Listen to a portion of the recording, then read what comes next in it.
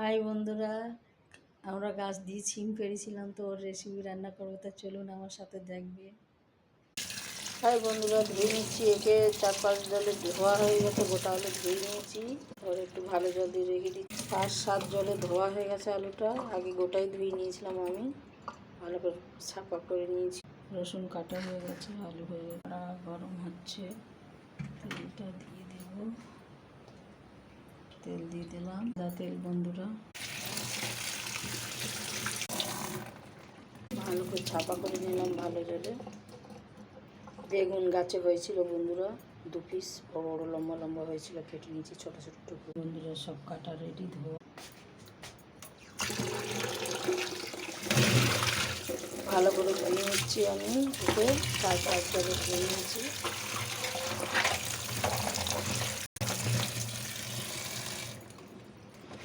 পাঁচ 7 জলে ধুয়ে নিয়েছি। পুরো গাছের ছিম কেটে ধুয়ে নিয়েছি আমি, দেখতে পাচ্ছেন। ছিম, তেল গরম হয়ে গেছে, নুন 1 চামচ নুন দিয়ে দিলাম। 5 ফোড়ন, জিরে, গোটা লঙ্কা, শুকনো,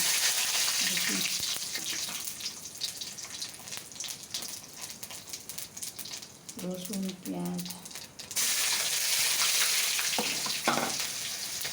আলু কাটা,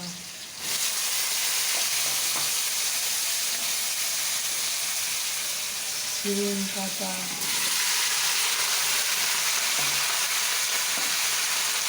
বেগুন কাটা,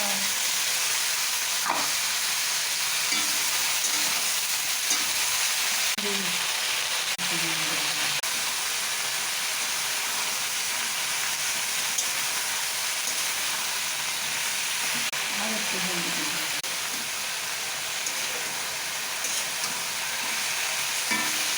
বন্ধুরা ছোটো চামচ চিনি দিয়ে দিলাম হালকা করে, হালকা নাড়াচাড়া করবো।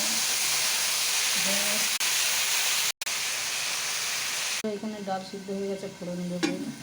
বন্ধুরা এখানে ভাত রান্না করা হয়ে গেছে প্রেসার কুকারে। হাই বন্ধুরা, আমার আলু সিদ্ধ হয়ে গেছে, সিম সিদ্ধ হয়ে গেছে, রান্না কমপ্লিট।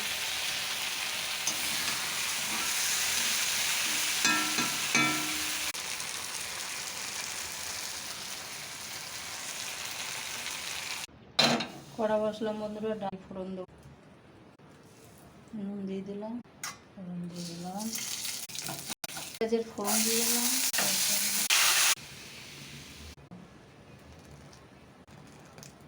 বন্ধুরা রান্না এই অবধি। হাই বন্ধুরা, মেথি মুড়ি ভাজছি খাওয়ার জন্য।